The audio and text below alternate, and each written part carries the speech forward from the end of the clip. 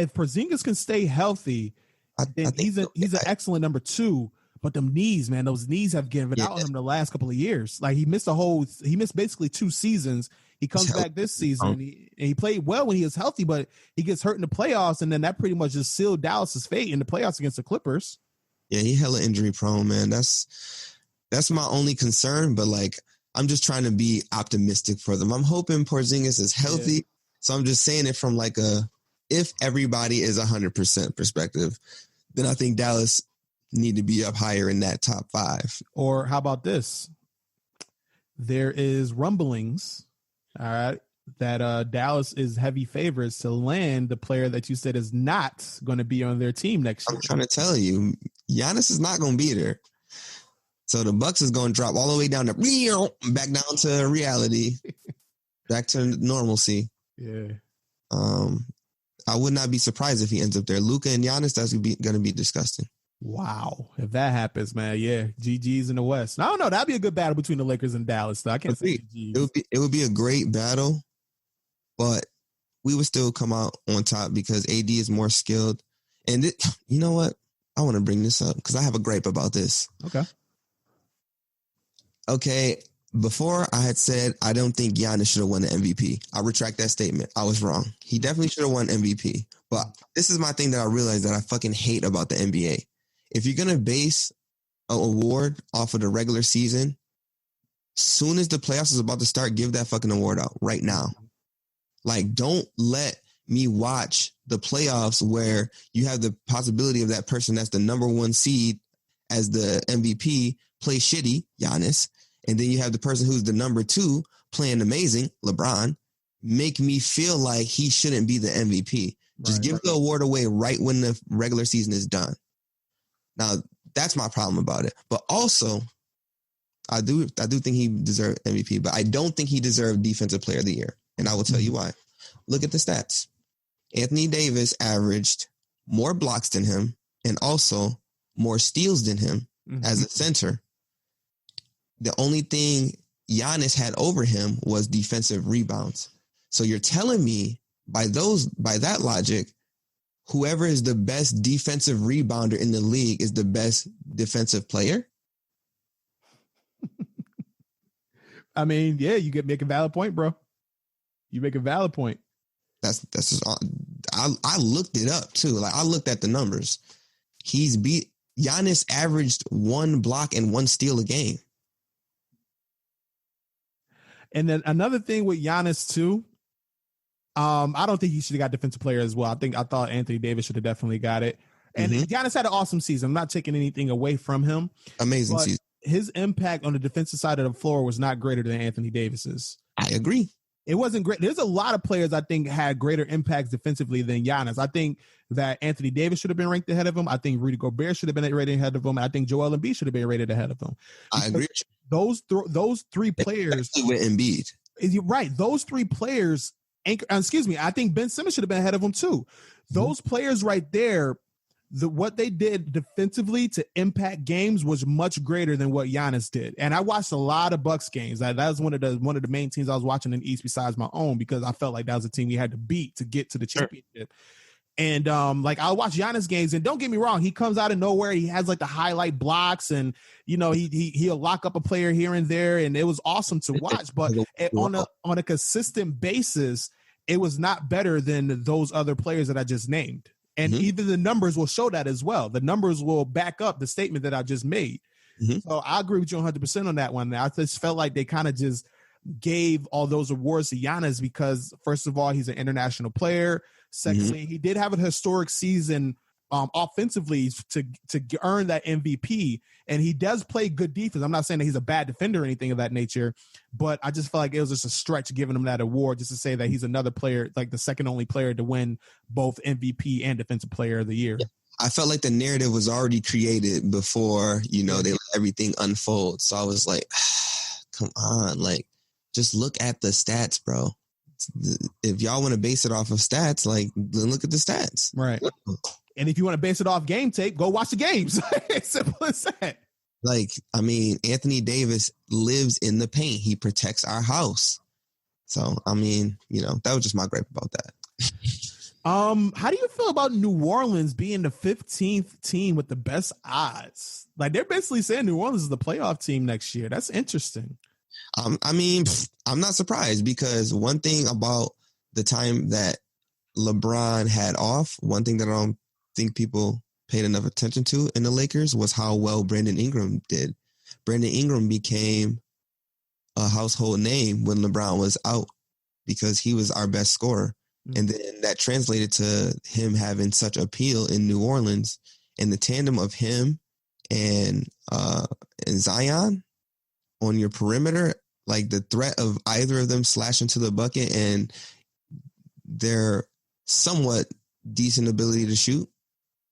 And then you have if Lonzo continues to come into his own regard as a playmaker, like he's honestly one of the best playmakers we have in this league. Yeah. So, I mean, I understand. I understand it. I get it. I think it's going to range really on Zion's health. First of all, yeah, 100%. You already beat me to the points. I love Zion a lot, man. He is a phenomenal talent, but he's out of shape. Like, he came into the bubble out of shape. He came into the bubble fat. Like, let's call it what it is. Facts. You can't be. So the man is 6'6". And he's 285, 290 pounds. The man might have been 3 bills. He might have been 3 bills going into that bubble. You might be right. Right. So you can't be that big and be jumping that high and that explosive and expect to be healthy throughout a full 82-game season plus another 20-something games if you make a deep playoff run. You need CrossFit training because that's something that's going to help with the kind of explosive movement that he does. That's what a lot of wrestlers use CrossFit training for because they have to do a lot of jumps and bumps and, you know, heavy impact on their legs and their joints. So CrossFit is meant to help that. So he needs CrossFit training and it's gonna get him in shape.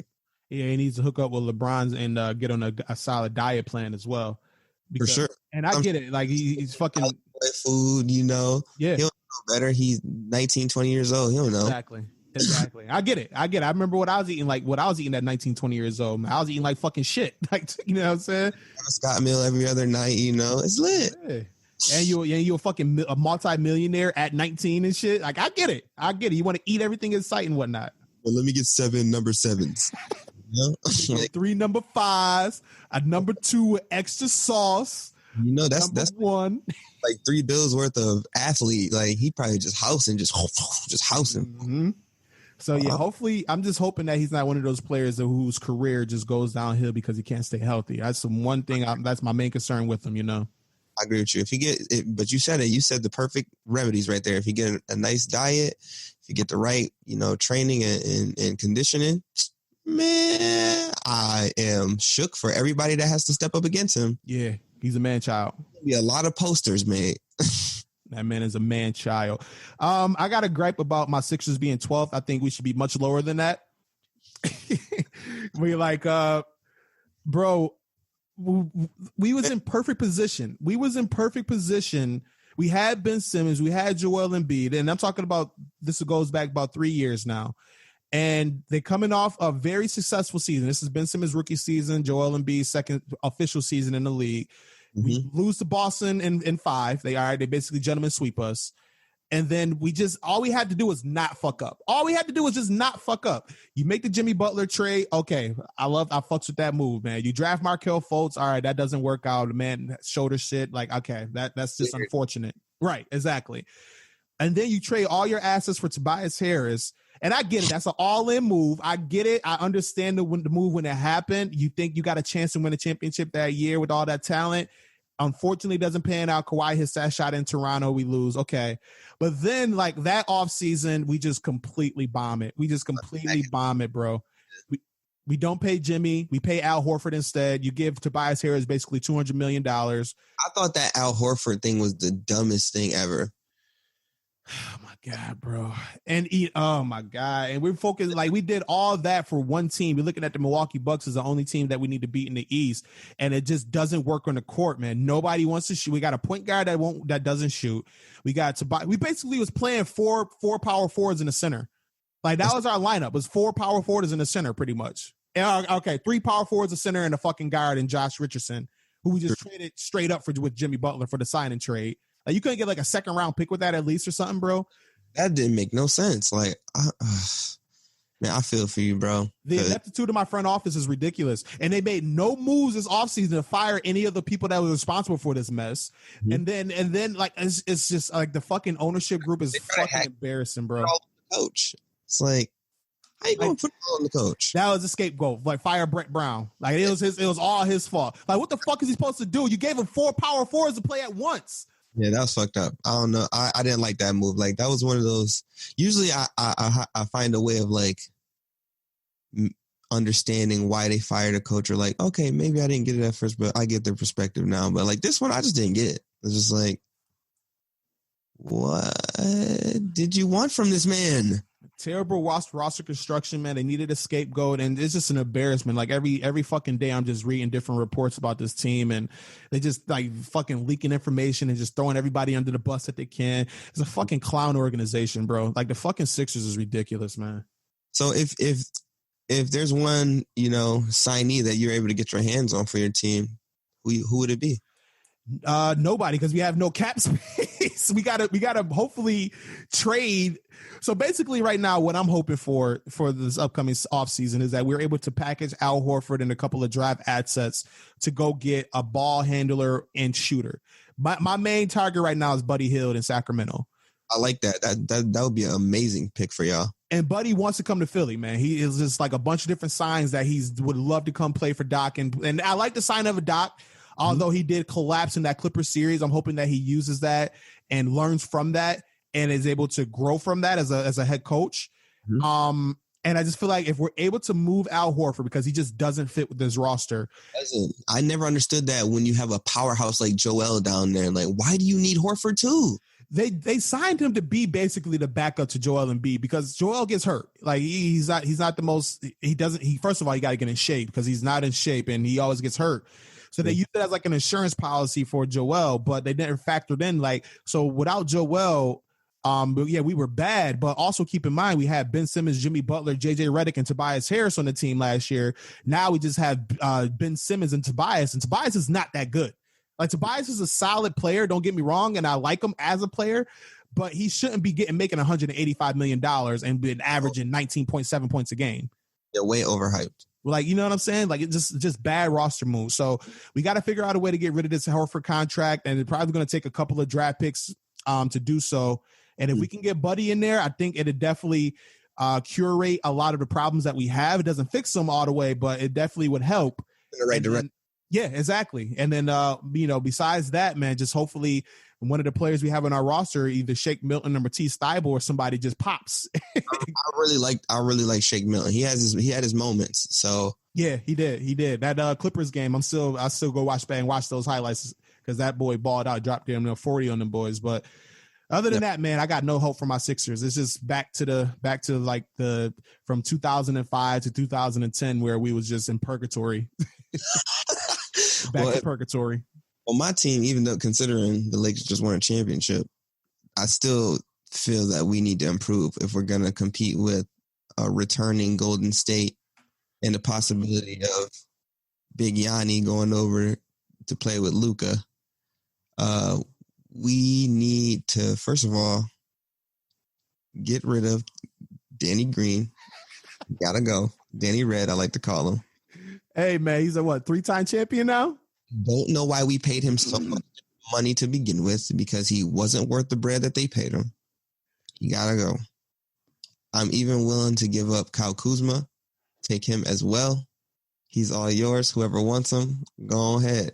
He's yours. I want to clear up as much space as we possibly can, because the only 2 moves I care about that could possibly happen is the acquisition of Chris Paul, and people making it seem like it's so far-fetched that it can't happen. Oh, it definitely can happen. Yeah, they're complaining about the $80 million he's going to get for the next 2 seasons, but I've seen way crazier deals happen.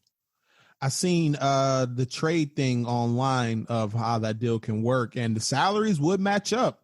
You guys have to trade a lot of assets to get them, but that's not even the move that I want, though. Like, I don't feel like we need a big 3. A big 3 is cool and all, but I don't feel like with the roster we currently have, if we're able to keep some of those, key veteran pieces at a low cost, I would be cool with just getting